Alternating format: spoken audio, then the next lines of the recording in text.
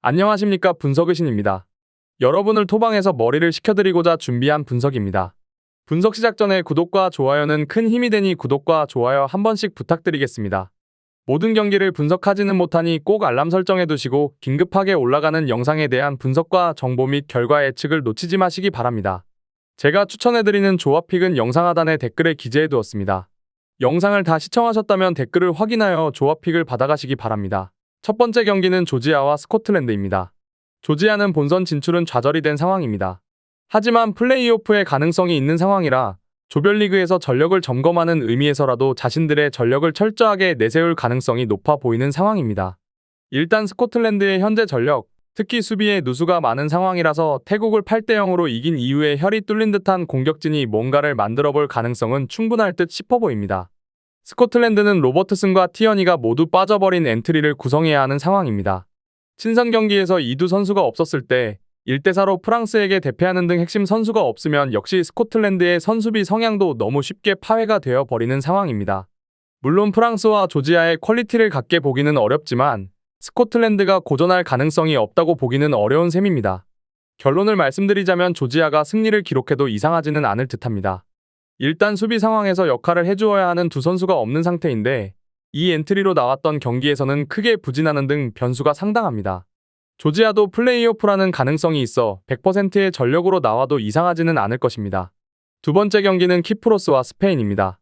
키프로스는 영혼을 갈아넣는 듯한 템백 양상으로 나서야 그나마 실점률을 조절할 수 있을 전망입니다. 다만 이제는 수비를 바탕으로 강호들의 발목을 잡았던 수비력이 상당히 떨어지는 등 예선에서 기대한 퍼포먼스를 전혀 보여주고 있지 못하다는 것이 아쉬운 점입니다. 스페인이 본선 진출을 확정짓기는 했지만 조 1위 경쟁을 위해서 이 경기에서 힘을 뺄 이유는 없을 듯 싶습니다. 스페인은 남은 팀이 조지아와 키프로스인 상황이라 상당히 여유가 있는 상황으로 볼 수 있겠습니다. 90분 내내 샌드백을 두들기듯이 키프로스를 공략할 것으로 보이는 상황인데 최근에는 드리블러 야말의 등장으로 인해서 상대가 잠그기에 들어가도 크게 부담을 느끼고 있는 상황은 아닙니다. 결론을 말씀드리자면 스페인의 완승을 기대하는 매치입니다. 일단 전력 차이가 너무 큰 상황이고 조 1위 차지를 위해서 이 경기에서도 상당히 공격적으로 플레이하면서 다득점을 노릴 가능성이 높은 상태입니다. 스페인이 이제는 영혼의 템백 양상에 부담을 느끼는 상황도 아닙니다. 세 번째 경기는 에스토니아와 오스트리아입니다. 에스토니아는 플레이오프라는 기회는 남아있으나 현재 경쟁력을 거의 상실해가는 상황입니다. 조지아에게 0대8로 깨져버린 태국에게도 1대1로 비기는 졸전을 펼치기도 했습니다. 특히 수비진에서의 공백이 너무 심한 상황이라 스웨덴 같이 빈공에 시달리는 팀에게도 다실점을 기록하는 빈도가 너무 잦은 상황입니다. 오스트리아는 알라바와 아르나우토비치 등 부상 이슈가 있는 선수들을 일찌감치 제외했습니다. 본선 진출을 확정지었고 에스토니아 정도의 전력이라면 이 두 선수가 없어도 충분히 이겨낼 수 있다는 자신감의 발로입니다. 물론 중원 전력이 아주 좋은 편이고 객관적인 전력에서도 아주 압도적인 상황이기는 합니다.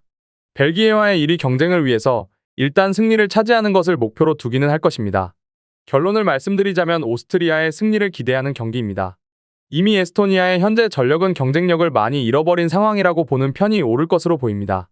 오스트리아가 본선 직행을 확정을 지은 상태이기는 해도 벨기에와의 1위 경쟁을 포기한 상황은 아닐 것 같습니다. 일단 오스트리아도 승점 3점을 가져오려고 할 것입니다. 네 번째 경기는 아제르바이잔과 스웨덴입니다. 아제르바이잔은 이미 본선 직행은 좌절이 된 상태입니다. 하지만 홈에서의 지리적인 이점을 이용해서 홈에서 괜찮은 실점 통제력을 보여주는 경우가 있습니다. 지난 오스트리아 전도 PK 한 방으로 0대1로 석패했고 벨기에도 아제르바이잔을 상대로 한 골을 기록하는데 그치는 모습입니다. 스웨덴도 제법 기세가 꺾인 상황이라 수비적인 퍼포먼스로 상대를 괴롭히는 양상을 만들 수도 있을 듯 싶습니다. 스웨덴은 소위 이야기하는 양악은 잘하는 팀입니다. 몰도바, 에스토니아를 상대로는 승점 3점을 기록하면서 어느 정도의 자존심은 지키고 있는 양상입니다. 다만 아제르바이잔이 보여주는 홈에서의 퍼포먼스는 인상적인 면모가 있는 상태입니다. 아제르바이잔의 공격력이 이를 따라오고 있지는 못한 모습이나 스웨덴도 고생길이 될 가능성도 충분할 것입니다. 결론을 말씀드리자면 스웨덴이 하위 전력을 잘 잡는다는 점을 감안하기는 해야 하나 고생하면서 이길 가능성이 높습니다. 의외로 아제르바이잔이 오스트리아나 벨기에 등 상위 전력을 상대로 실점 통제 능력을 꽤 잘 보여주고 있기 때문입니다. 스웨덴도 하락세가 완연한 상황이라 2.5언더가 1순위가 되어도 큰 문제는 없겠습니다. 다섯 번째 경기는 불가리아와 헝가리입니다. 불가리아는 꼴찌에서 벗어나는 것이 목표이고 일단 플레이오프라는 가능성도 아주 낮은 확률이지만 남아있는 상황입니다. 다만 헝가리의 기동력과 압박 전술에 잘 대응하는 양상은 아니었는데 최근 두 번의 매치에서도 모두 3골을 허용하면서 확실히 벌어진 전력의 차이를 실감하는 상황입니다. 헝가리의 전방 상황이 썩 좋다고 보기 어렵다는 점이 위안이 될 듯 싶습니다. 헝가리는 살라이와 바르가가 모두 부상으로 이탈하였고 올 시즌 리그에서 25경기 5골에 그치고 있는 울산의 아담이 주전으로 나오게 되는 상황입니다. 물론 기본적으로 젊은 엔트리를 구성하고 있는 편이고 소보슬라이가 주축인 미드필더진은 특히 30대 없이 아주 높은 기동력과 체력을 담보할 수 있다는 점이 긍정적인 시그널이 될 것으로 보입니다. 결론을 말씀드리자면 헝가리가 많은 골을 넣지는 못하더라도 불가리아를 잡아내는데 큰 어려움은 없을 것이라고 봅니다. 일단 강한 기동력과 압박을 불가리아가 잘 이겨내는 양상은 보여주지 못하고 있는 양상입니다. 네이션스 리그에서 헝가리가 이미 유럽 중상위권 팀들과는 대등한 상황을 만들 수 있다는 것도 증명한 바 있습니다. 6번째 경기는 몬테네그로와 리투아니아입니다. 몬테네그로는 원래대로라면 몬테네그로의 수비 전력을 고평가해야 옳기는 합니다. 하지만 최근에는 아시아권의 레바논에게도 3대2로 겨우 이기는 등 수비진이 오히려 약점이 되고 있는 상황입니다. 이 때문에 중요한 경기인 세르비아를 상대로도 1대3의 패배를 면하지 못했습니다. 리투아니아가 최근에는 제법 괜찮은 득점력을 보여주고 있어 방심을 하기에는 어려운 상황입니다. 리투아니아도 앞서 언급했듯이 최근에는 득점력을 제법 보여주고 있는 상황입니다.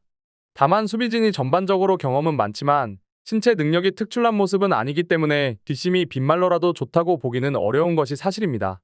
헝가리를 상대로 2대2 무승부를 기록하는 저력을 보여주기는 했어도 결국 후반에 2골을 내주고 무승부에 그친 아쉬움은 어쩔 수 없습니다. 결론을 말씀드리자면 2.5오버의 가능성을 높게 보겠습니다. 최근 몬테네그로의 수비력이 급격하게 떨어지는 양상이고 리투아니아도 최근 경기에서의 저력과 득점 빈도 자체가 높아 보이는 상황입니다.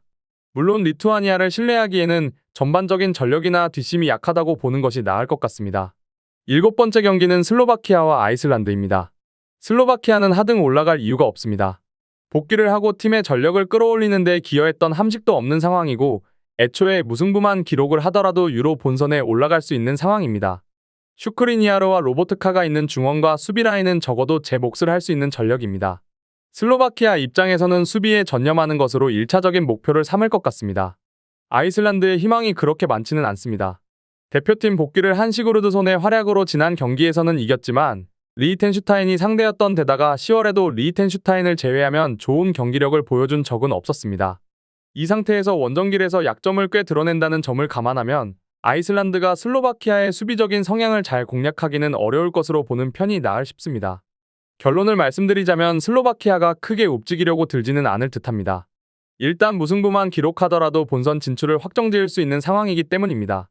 물론 아이슬란드도 원정에서는 부진하는 경우가 잦고 시구르드손의 부상 낙마도 꽤 커 보이는 누수입니다. 2.5언더와 무승부를 예상해보는 매치입니다. 마지막 경기는 룩셈부르크와 보스니아입니다. 룩셈부르크는 10월 A매치에서 승점 1점만 따는 등 포르투갈에게 크게 진 이후로는 부진하고 있는 상황입니다. 다만 포르투갈에게만 극도로 약했을 뿐 다른 팀들을 상대로는 수비가 크게 문제가 되는 경우는 없었고 전력에서 큰 누수가 없습니다. 미약한 가능성이 남아 잡기 위해서 보스니아전도 가동할 수 있는 가장 좋은 전력을 내세울 가능성이 높아 보이는 상황입니다. 보스니아는 본선 직행은 실패하였습니다. 따라서 플레이오프를 일찌감치 준비하려는 모습입니다.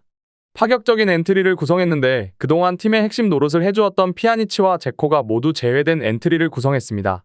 사실상 판을 완전히 뜯어 고치고 남은 예선 경기는 에이스 2명이 없는 상황에서의 전술과 선수단 구성을 실험하려는 듯 싶어 보입니다. 결론을 말씀드리자면 룩셈부르크의 승리를 기대해도 좋지 않을까 싶습니다. 일단 보스니아가 아주 실험적인 엔트리를 구성할 가능성이 높아진 상황입니다. 룩셈부르크도 직행 가능성이 많이 적기는 하지만 미약한 가능성이 남아있는 상황이라서 승리에 대한 의지와 전력을 아끼지 않는 모습을 보여줄 것으로 보입니다. 제가 지금 드리는 정보는 초안을 바탕으로 널려있는 뻔한 자료는 다 패스하고 간략하게 설명을 드린 것입니다. 추가적인 조합을 원하신다면 구독과 좋아요를 눌러주시면 감사하겠습니다. 더 다양한 경기에 대한 세부적인 분석과 결과를 궁금하시다면 영상 하단에 고정 댓글을 확인해주세요. 여러분이 건전한 스포츠 문화를 즐기실 수 있도록 항상 최선을 다하도록 하겠습니다. 시청해주셔서 감사합니다.